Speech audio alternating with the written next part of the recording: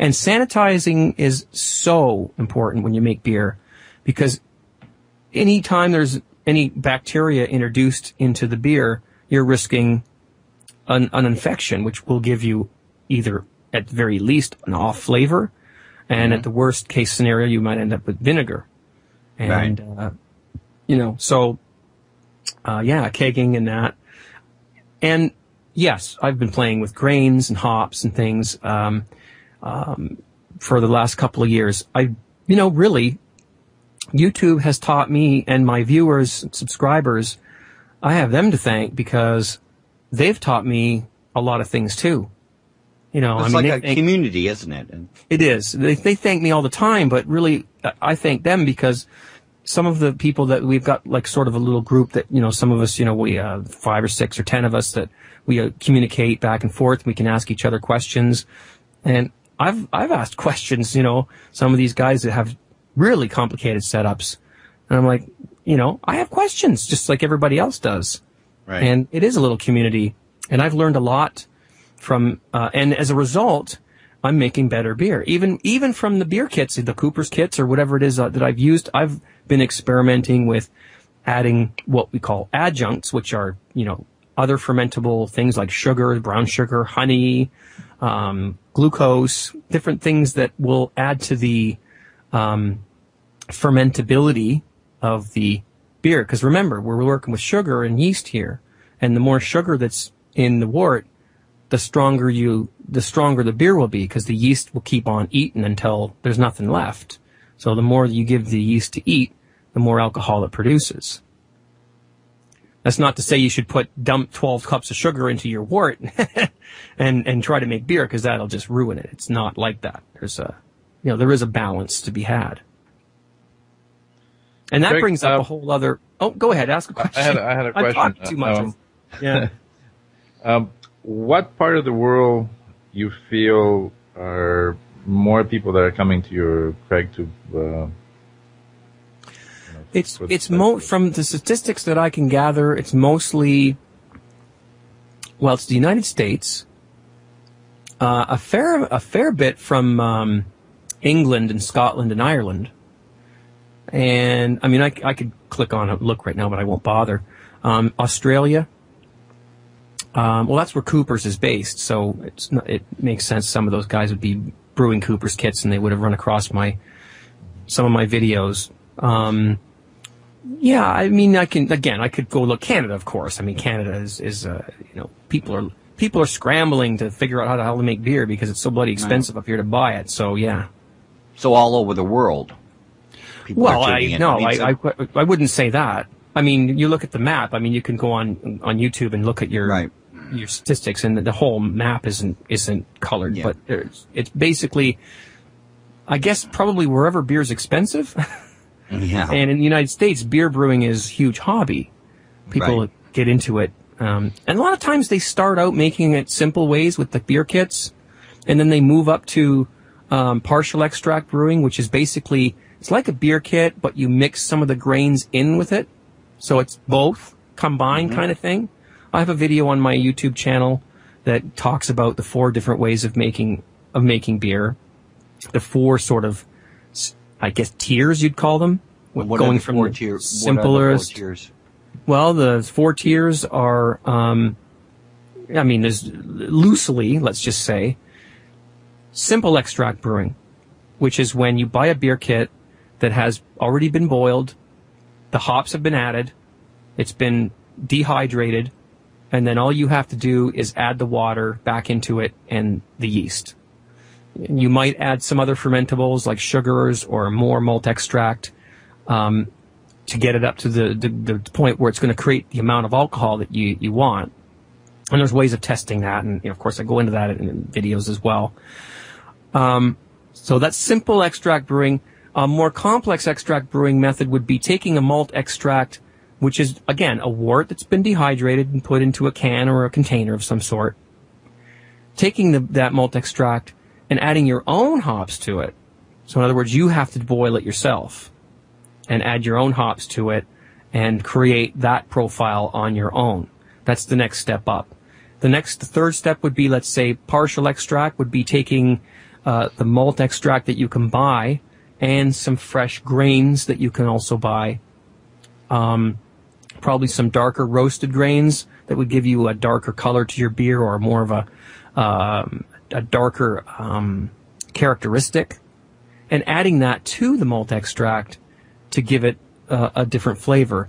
Because generally these malt extracts that you buy are not, they're just basic base malts, they're called. Where they're just the malts that haven't been roasted. They're just the ones that, they pick off the thing, they malt them, they, germinate them, and they, you boil them. They do all that for you. And then you take that and you add some specialty grains, which are the grains that have been roasted, like you roast pumpkin seeds. And they roast them, and there's different degrees of roasting, and that's how you get your darker beers, your chocolate malt beers, and all that kind of stuff. So it's quite a hobby. There's lots of experimentation. The next level, which I can't remember what number we're on, 3 or 4, is 3, 4, 3 is, there's something called mini mash, which is a lot like all grain brewing, but it's like all grain mixed with partial extract brewing. And again, I go into that in one of my videos. It's called The 4 Ways of Making Beer. There's an overlap between all these methods. You can, use a little bit of this, a little bit of that, and combine them and save time in some cases. And of course, the final method, the creme de la creme, is the all grain brewing, which gives you full control over the beer that you are going to make. And, it's like, if you really want to have that kind of control, you're going to get that with all grain brewing. It's time consuming. It's very time consuming.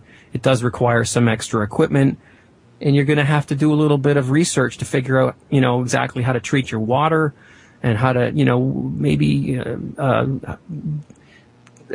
just how to treat the different ingredients. Okay. But if you're willing to go into a hobby like that, it doesn't matter what it is, whether it's fixing cars or building a ham radio setup or whatever. You're going to do research. You're going to do that. So there's advantages to each way of doing it. The simple ways are cut and dried. You get what you get. You don't have much control over the end product. It's you're just making it for the sake of making it because you don't want to buy it. It's too expensive. And the more complicated methods take longer, require a little extra equipment, but you have more control, and it's a little more fun because, you are creating it from scratch, basically, like building a soup or a stew or something like that. No, okay. So it's a big hobby. There's varying degrees of complicated, of complexity within doing it. You can start out with what your video was called, brewing the easy way or easy home brewing. Everybody can do that. Yeah, everybody can do that. Everybody, if you can boil water, you can make beer. With those beer kits, it's simple as that. But a lot of people, when they get into it, they want to start experimenting, and that's when you go at your own pace. You work up to the level that you feel comfortable with. And if somebody looks down their nose at you and says, well, why aren't you doing it this way? You look at them and you say, I'm happy with the results I'm getting. I'm happy with the methods that I'm using. And that's all. And I'm saving a crap load of money. In some cases you are. In some cases you're not. I said, in the United States, they don't make beer to save money. No. They make beer because they can make better beer than what they can buy. And if they're willing to spend the time to make it, and they have access to a lot of the states down there have access to all the grains and hops that you could possibly imagine. I'm very jealous of some of the people down. There's a homebrew shop down in Texas called Austin Homebrew Supply.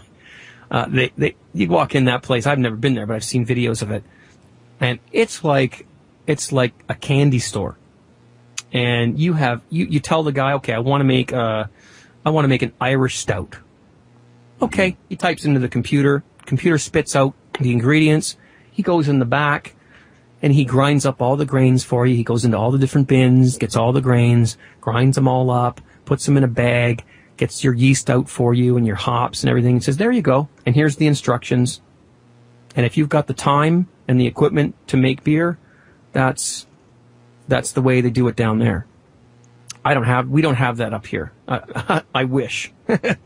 So I can go up to that bike ride away place and which again, some people aren't going to know what we mean by that, but I can go up there and ask for this grain and that grain and this grain and that hop, and they're going to have to order half of them. So I have to go back and pick them up when they're in, and then I'm paying a premium price for them as well. So the point I want to make there is that there are different ways and different motives of making beer. And one person can't dictate what's best for another person because it depends on your circumstances, and that's pretty much it for that. Well, I have a couple more questions to ask you later, but Absolutely. First take a break. And we're back. So, Craig, how much beer would you get out of one batch that you would make? Generally,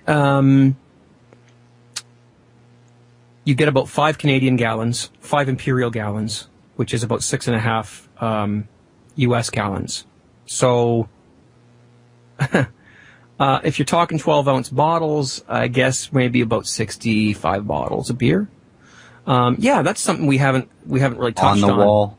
On the wall, but they don't stay there for long. Let me tell you. So how much of that would you go through? Well, we won't talk about that. No,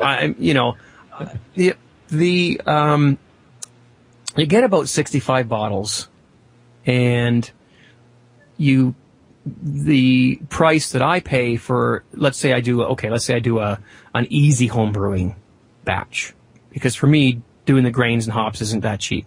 So if I do an easy home brewing batch, so if you live in Ontario or anywhere else in Canada that has the same beer price as we do, you go out, you spend about, I'd say $20. You got to buy a fermenting bucket and some equipment up front, but it's not that expensive. Once you've got that, the beer will pay for itself in 2 batches. So you spend about $20, maybe 25, and you get, for $25, you get you get 65 bottles of beer for $25 bucks. And maximum. And we're paying more than $1 per beer when we buy beer at the store here. So, you talk about 65 beers for $25. I don't know the math. I can't do the math right now, but it seems to me that's less than 50 cents a beer, probably way less. So it's a money-saving thing for us. Again, in the States, in most parts of the States, it's not that. That's not the case. They're doing it because they want to start a hobby. So there's different strokes for different folks. If you were a beer connoisseur, would you be drinking the homebrew type, or would you be drinking the store-bought type? Oh, well, if you're talking about what we call macro beers, which are your, I guess I'll name, you're in up here. It's Molson Canadian, Labatt's Blue, whatever. Down in the States, you're talking Coors Light, Budweiser, Old Milwaukee, whatever. The standard ones you walk into the store, they're right there up front. If you're talking about those beers, most beer connoisseurs know that those beers are what we call, well, for lack of a better term, piss water.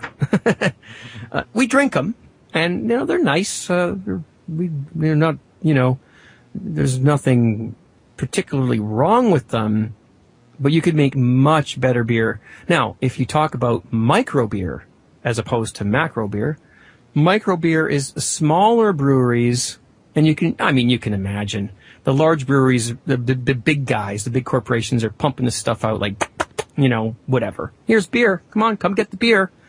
The microbreweries are more like, okay, you know what? We want to make good beer. We want to, have a better tasting beer, put more money, more time into it, more effort into it. And so they're making beer that's closer to what you would be able to make if you're a good home brewer.